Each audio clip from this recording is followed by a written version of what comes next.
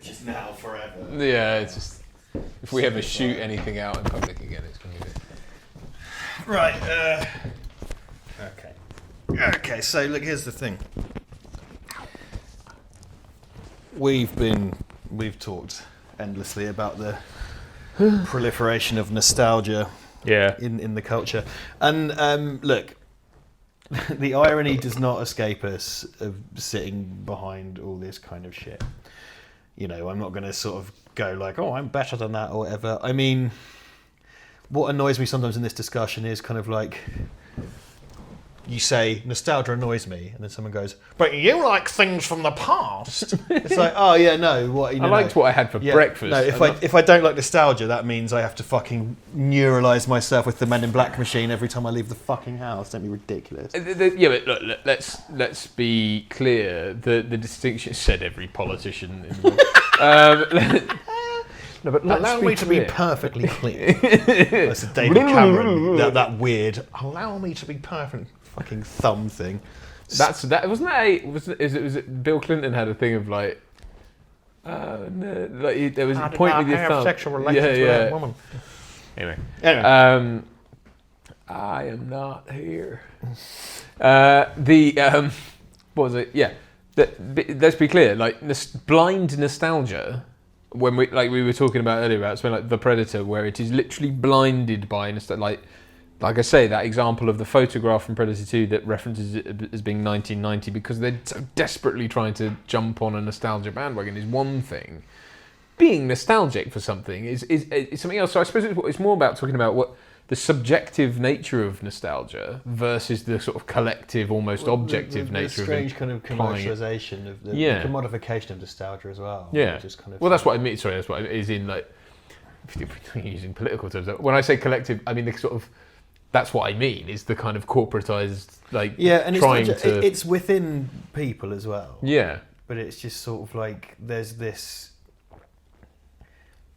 mawkish, cloying kind of, oh, my name's DeLorean 86 type shit. And the thing is, it's just because the thing is, so for example, like a big thing in the last few years has been synthwave music. Right.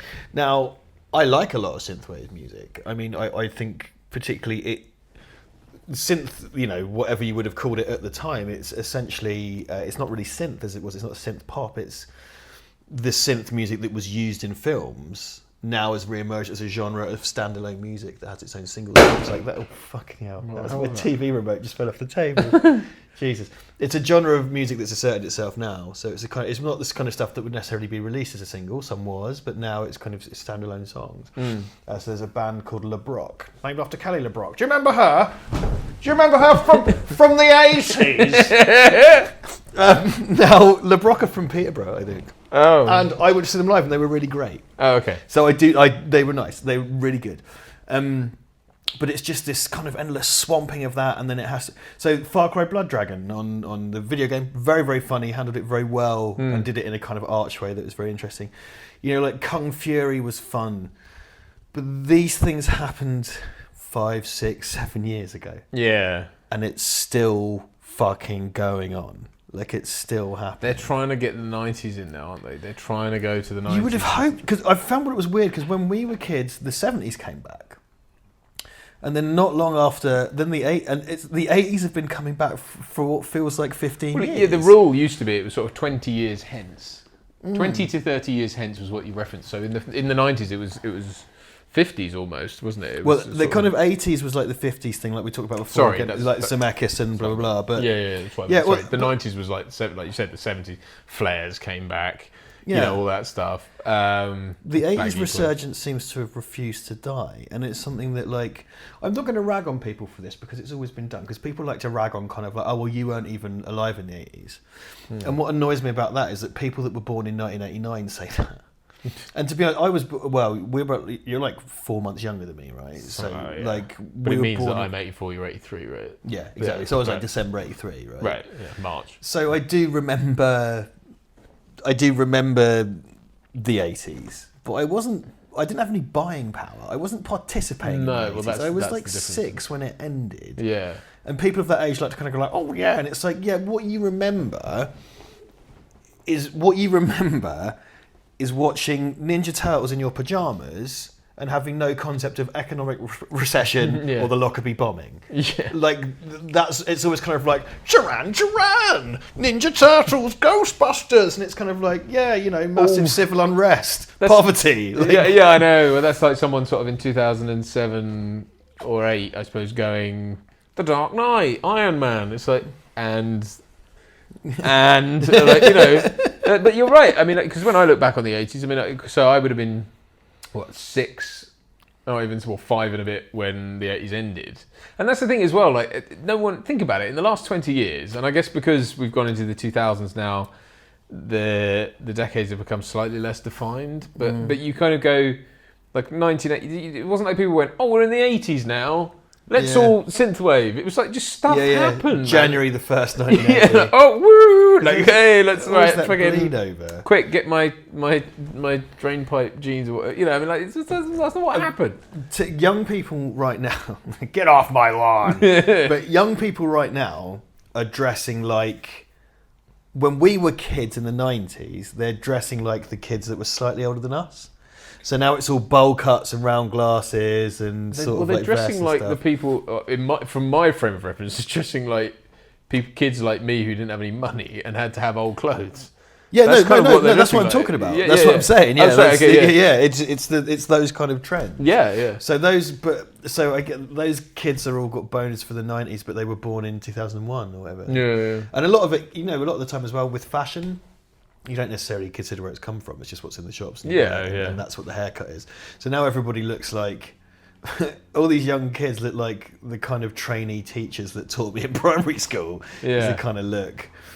And there's something kind of, it kind of disturbs me on a level because I find it, again, it's this kind of like sort of cloying sort of nostalgia. And I find that this kind of intense looking backward is not healthy. I think, yeah. I mean, well, it's also about what we're choosing to look back at. It's like we weren't all running around in the 80s going, get to the chopper, DeLorean, where's my big glasses and teased, what was it called with the like Sarah Connor hair, what was it called? Oh, it's like the poodle perm thing. Yeah, whatever it's called. It's like that sort of shit. Like, no, firstly, those films didn't just come out in 1980 and then we had them all the way through the 80s. They came out in like... they all came out once. Yeah. 500 films came out on the 1st of January. It's not like that. They were all staggered. I mean, like RoboCop and like Batman is an 80 film, but barely. It was like 89, you know what I mean? Like, and there's that cultural bleed at the start of each decade. Yeah. Like, the 90s are here, get rid of your mullets. Yeah, exactly. Yeah, I know, exactly. I mean, it's like, and that's the thing people forget, is that actually a lot of the 80s is influenced by the 70s. Yeah. Like a lot of the dress and all the kind of stuff. Well, again, it's the bleed over. If you look at things from 1981, it's still the 70s, essentially, culturally. But especially like film-wise, it's stuff that was probably made in the 70s, technically. It's kind of, do you know what as well? Yeah, it's the looking back and nostalgia for a thing that never existed, which I find troublesome. Because it's kind of like, we were all going around on roller skates and listening to synthwave in our DeLoreans, and it's like, no. But also the intent of those things was never to sort of create, I mean, certainly, like, I know like Back to the Future has its, again, that's sort of wistful for the 50s. But it's like these things were not intended. They were just set in the current day. It's like, Well, I love the irony of Back to the Future because, again, there was a period of intense idealisation of the 1950s, and Back to the Future is about literally going back to experience a 80s teenager experience. But now everyone's really nostalgic for Back to the Future. I know. So it's like they did a really elaborate secret cinema where they rebuilt Hill Valley so you could pretend to be someone from the 80s pretending to go back to the 50s. And it's like, and I get that those are nicely done or whatever, but it's just like, and there's nothing wrong with it. Look, if you're into that, that's cool. I'm into it too. So let's not beat around the bush. Like, I love those things. I have a soft spot for them. I suppose it's because, I mean, for me, it's like there are certain touch point films for me that I have a sort of swell of nostalgia and good vibes for, because they opened my eyes to a lot of things and they made me feel a certain way. And they came about at the right sort of age, and they've kind of been with me all that time. And don't get me wrong, I do understand nostalgia. I just think that blind nostalgia and just purely. I mean, it's funny. Like when you talk about nostalgia, does nostalgia in and of itself mean a thing was good? Like if I'm nostalgic about something, is it because I think it was good? Does nostalgia itself have the connotation of positivity, or is it purely I have a connection to that? There are the things that you watch as well to bring you comfort, to remind you of simpler times, right? Things like that. And I think that's where it's kind of blind nostalgia. If anyone wants to scan back through the video, if you look at about 9 minutes 30, that's when I looked down at my feet and realised I was wearing trainers that I customed to look like the trainers from the Terminator, thus feeding into that bottomless swirling pit of my hypocrisy. But they're just cool trainers. No, it's not. But the thing is, it's not. The point is, we're looking at this, not just that. That's what I mean when you've got that vapid, blind nostalgia. That you think is going to curry favour with others. That I think is where I draw the line. So there's nothing wrong with nostalgia in and of itself, but when you make a film and cynically think you're, just by putting "get to the choppers" in The Predator, were we all supposed to go? Yeah, that's the thing. You're all supposed to stand up and applaud because it's like, oh, I remember that thing. Because people didn't used to do that. Yeah. Like, in the 90s and in the 2000s, it just wasn't done. It was like a weird treat to have something like that. And now everything does it. Because people just weren't, so the 70s fashions come back, but people weren't going around fucking, I don't know, screeching catchphrases at each other and sneaking them into films. People did it, but not in the way now where you're supposed to stand up and clap. And look, this is the thing, like, because I've had this before, people going like, because I've criticised the nostalgia thing before, and people are like, well, you just live on nostalgia, and it's like, do I? I mean, do I really? Like, I mean, I like shit from the past because that's how linear time works. Like, it's like like new stuff. I mean, at the end of the day, here's one of the kind of nubs of it for me. So, I have to run a business. I have to pay my taxes. I have to feed myself. I have to pay the rent. I have to collect my receipts. I have to do my laundry. I have to mow my lawn. I have to clean my house. Right. What worries me is this kind of like 40-year-old man in a dinosaur onesie paying £7 for a bowl of cereal in a cereal cafe. Yeah. Like that, to me, I find that quite disturbing. It's like, why have you chosen to infantilise yourself? Don't get me wrong, I sit around and make poo jokes on the internet. Like, it's what I do, it's what we do. But I'm afraid my day-to-day life is full of the mundanities of adulthood. Well, this is the sort of outlet for that, isn't it? I suppose, and not everyone has that. And there's maybe something there. Do you think it's sort of like almost a kind of extension of, these people who have, it's not fetishes, but it's like they have a thing where they become a child, and they, you've got like 50-year-old men wanting to live as a, that is a fetish. Is it a fetish? Okay. Yeah, it's a fetish. Is that just a sort of gross exaggeration of nostalgia, or is that, I don't know, are we wistfully looking for a time when we had less responsibility, less care, less? I wonder if there is one of the things I've wondered about is I do think there's some kind of generational trauma, right? And I sort of wonder, I know particularly people of our age bracket, like a lot of you might not know this if you were born sort of after 2000, but kind of socially and economically, the 90s was fucking easy street. Like, this was before 9/11 changed everything. Like, in terms of how you could travel, and then kind of Tony Blair over here and Bush in the States wanted to introduce this kind of surveillance police state and everything. You were constantly asked, stop and search, justify your existence. Like, there was loads of concerns about how many cameras are in the country and stuff like that. And, everybody, it was my first day of like A-levels when I was like 17 or whatever. Like, it was when 9/11 happened, and it's like we all sat and it's something in our own fucking front garden, so to speak. I mean, it less so for us in this country because we had the IRA kicking off, but like I kind of think there was this massive generational trauma, and then people just want to go back to when it was easy, when you could just walk into an airport with 9 samurai swords and a bomb and then let you fly to wherever you wanted, smoking a big cigar and injecting heroin. I remember as a kid when we were going back to the Bahamas, see my granddad. They came and got me because I was like 5 or 6, and they came and said, do you want to come up in the cockpit? And I got to go up in the cockpit and see the fucking whole... Yes, they used to let kids go and sit in the cockpit, and get to see the cockpit and see the fucking... And that is a thing I'll never have, and no one ever will after, because of 9/11. It's an experience that no one... To be fair, like I didn't actually go on a plane until 2006 anyway. 912. Yeah, 912. The flights because were it was cheap so that cheap. day.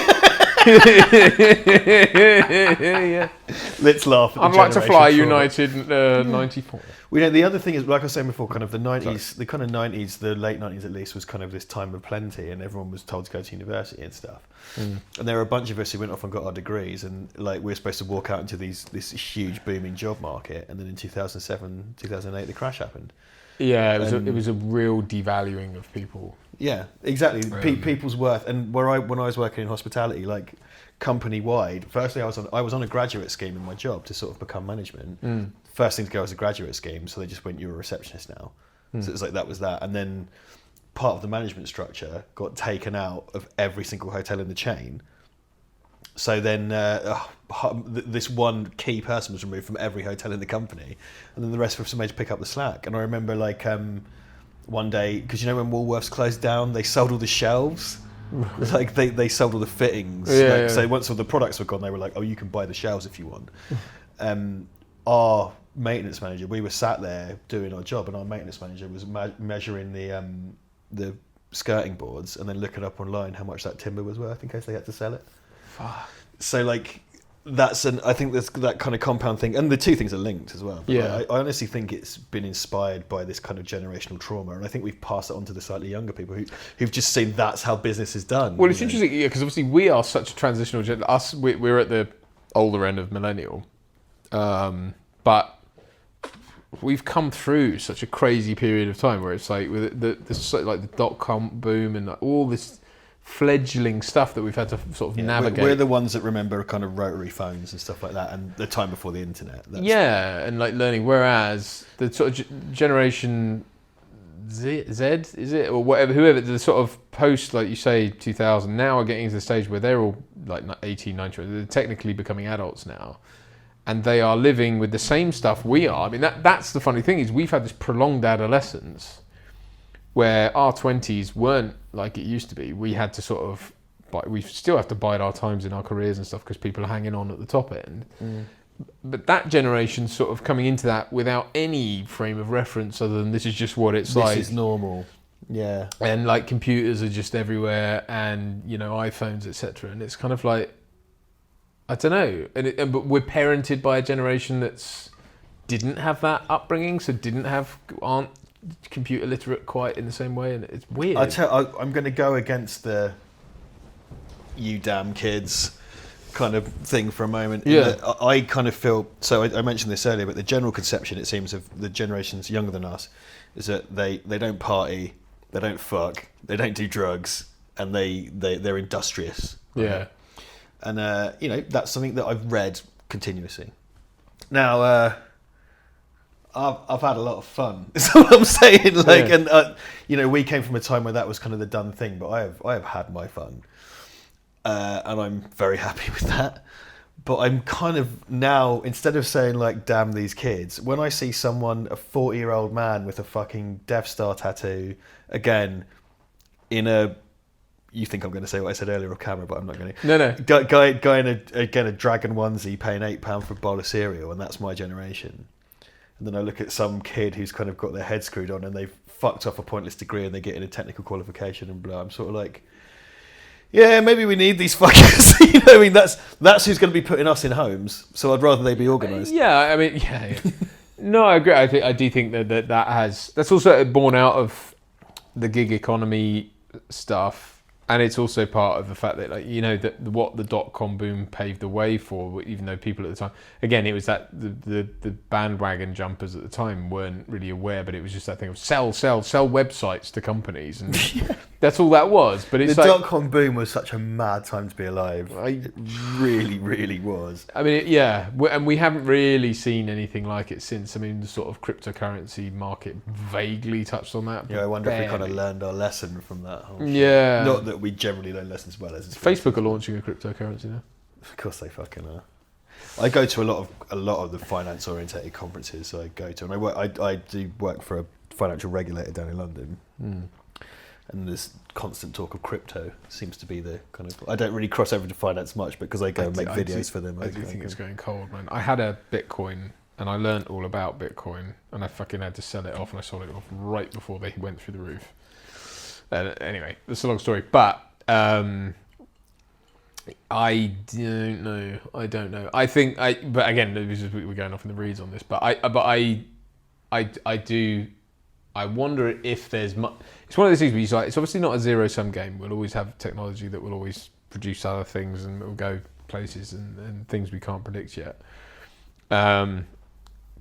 But what is the? I think people are desperately trying to find the next thing. This is the weird thing. We're so anchored in the past, like you say, not culturally, but I guess like entertainment-wise, we're so anchored in the past. I consider that part of the culture. Yeah, okay.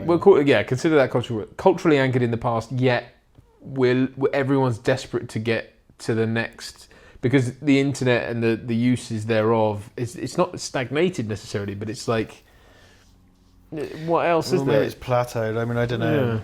I mean, again, and we're a film channel or whatever, but I just find it fucking tedious. It's just this treadmill of kind of neon and fucking, Letterman jackets and all this stuff you never actually fucking did, but you're nostalgic for. Just turning the crank on this fucking fictional memory machine round and round and round. And it's just that you're spoon feeding yourself your own diarrhea, as far as I'm concerned. Do you remember diarrhea? Did you ever get food poisoning in the 80s? Do you remember white dog shit?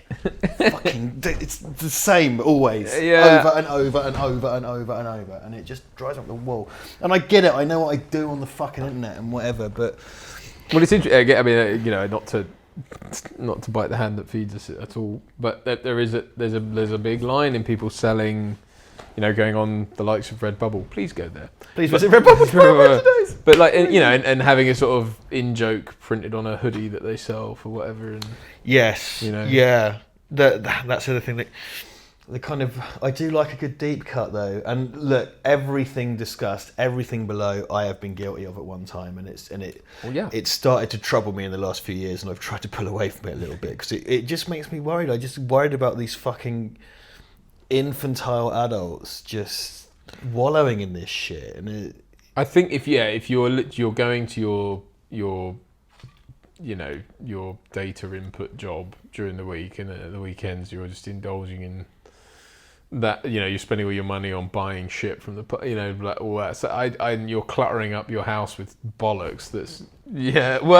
Sorry. Well, this is the thing, that this kind of stuff. I bought that in like 2005. These are and I've been trying to get rid of this stuff. I will keep Ed 209 because I wanted that forever. But also these masks were very nicely made for us by Paul Butcher. We've got these Val Verde themed spandex ray gun masks. And these are examples of like where.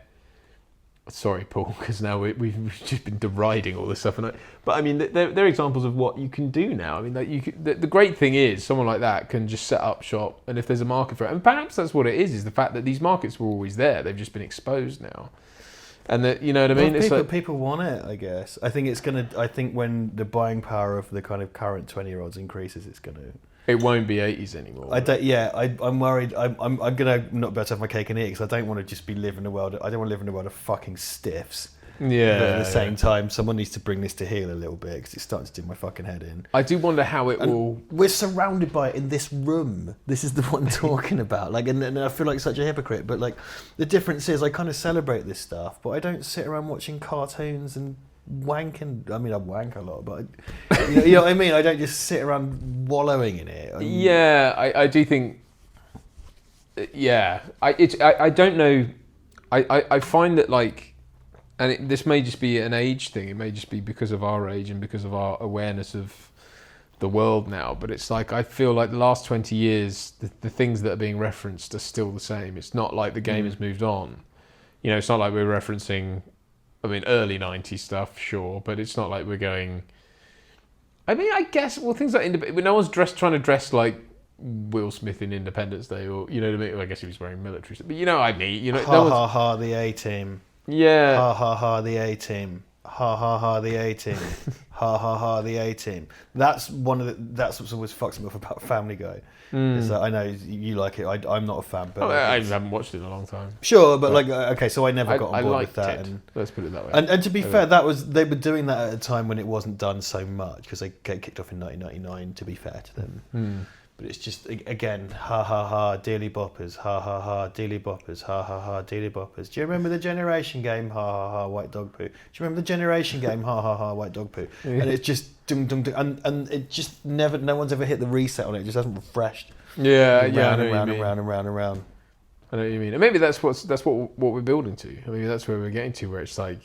But I just think, I mean, you've got filmmakers like Christopher Nolan, like people who are trying to make something else in that big budget. I suppose as well, like I say, the hollowing out of the budget.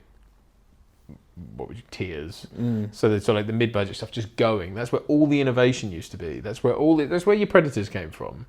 That really was. That was not your top level budget stuff. Don't get me wrong, it was up there. Terminator as well. So. Yeah, very much so. That's a better example. Thank you. But that was in the sort of that was the experimental place, and it's like now that's sort of the preserve of the $100,000 budget level, and it's like that's never going to work. And everyone goes, "Oh, it's cheesy and shit." So and that's why those filmmakers are compelled to make stuff that looks sort of deliberately cheesy and shit, so that you'll buy into it in a kitsch way rather than having to take it seriously. Yeah, well, like that's Kung Fury or whatever, and it's sort of like it's like they've brought back Star Wars, and it's like, well, they've brought back conflict in the Middle East. You know what I mean? That's what gets me. It's kind of like, oh, they've brought back. Remember the 90s? They've brought back Saved by the Bell, and it's like, I remember the Rwandan genocide. That was in the 90s. You know what I mean? That's what I hate. It's the bringing back of a thing in and of itself. I mean, the Magnum PI series. As someone who liked Magnum PI a lot. So I had no idea Duncan liked Magnum so much until quite recently. Fair play, mate. I've never really watched it. Fair play. I think it has because it's about a guy on I mean, I was born on an island, a Caribbean island, not Hawaii, but I don't know. I have a sort of I feel a connection to it. I think it's really great. The not that I've seen any of it, but I saw the trailer for the new series and I was like, what? When you got Magnum PI like jumping away from an explosion off a cliff and grabbing onto a helicopter, I was like, I'm done. I'm done. This is not. You don't get it. You just called it that. He drives a red Ferrari. I think this is an unwinnable discussion. I think whatever we do, it's going to feel like hypocrisy because it's so frustrating. Because of course I like things from the past because that's how linear time works. Like there's no. But a thing like that, I suppose, is an example of like you're slapping a brand on something and calling it that.